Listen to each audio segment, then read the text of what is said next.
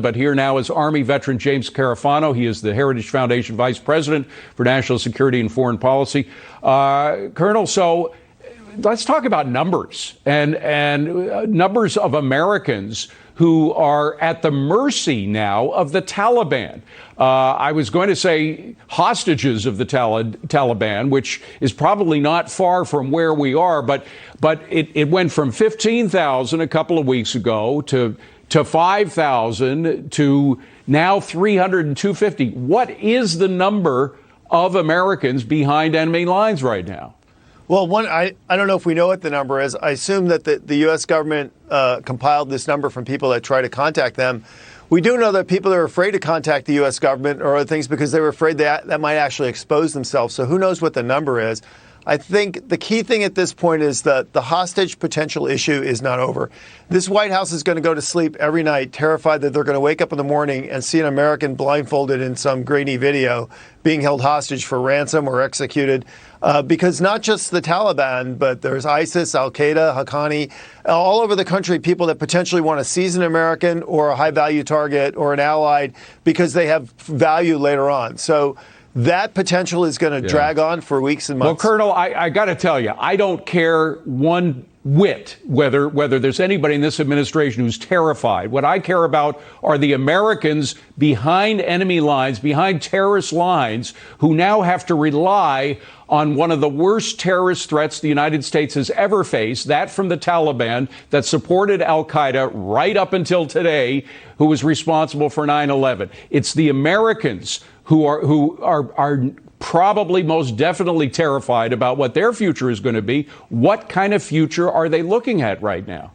Well, these are called rat lines. So some people have either got a brave to going to the airport, and I don't appreciate the general's characterization of, well, the Taliban were great. People were terrified to go to the airport and thought they would get murdered. So the notion that somehow the Taliban were Boy Scouts just helping us out of town, I think is nonsense. I think when the airport reopens, people will be afraid. People are going to go overland, which is incredibly dangerous.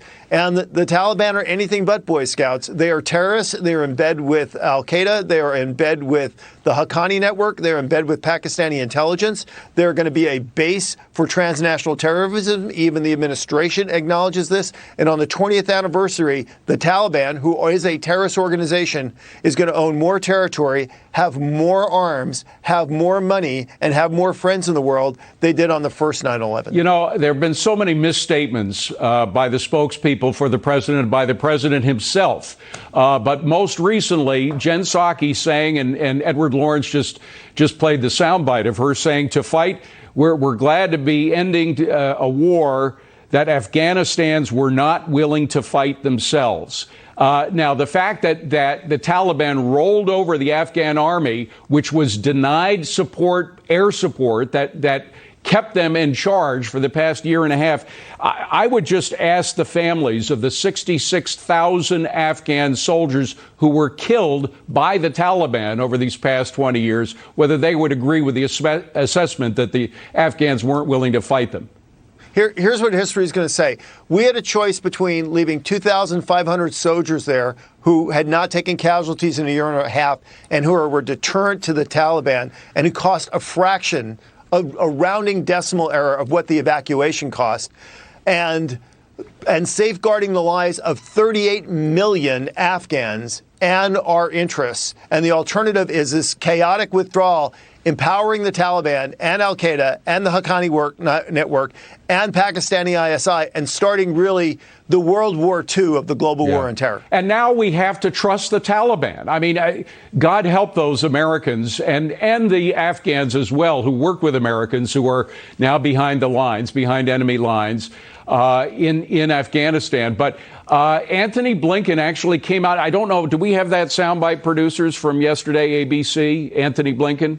Okay, let me play the soundbite of that and then get your reaction. Roll tape.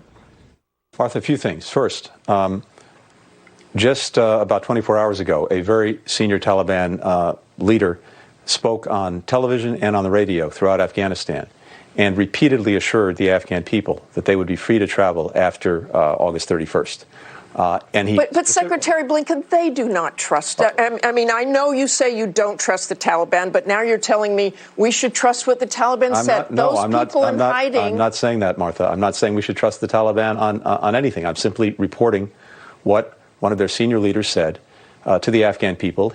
Martha Raddatz was right. She had it. She nailed him. The fact that he first said, we're going to be working with the Taliban, trusting them to get Americans and other people into the United States after our military is left. And then she said, you really trust them? And he said, no, we don't trust them. Well, what is it? Either he does or he doesn't. And it looks like he did. But look, they're making a huge mistake. They're going to try and normalize and engage the Taliban, make the exact same state we made with the Pakistan and the intelligence services and the Pakistan military, that we'll find a way to work with these people. They're going to play us.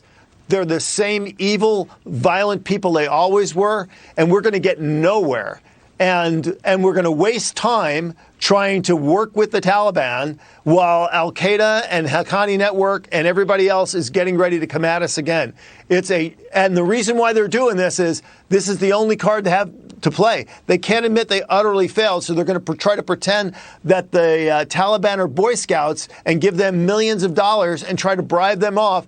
And it just won't work. We're going to be worse off than when we started. And we just gave them a kill list, a list of people that we work with that we wanted to get across. We weren't able to get across the line in time before the military left. They now have this list in hand. It's going to help them to track down our people and friends of our people and do what they will. We know their history. They say they're different.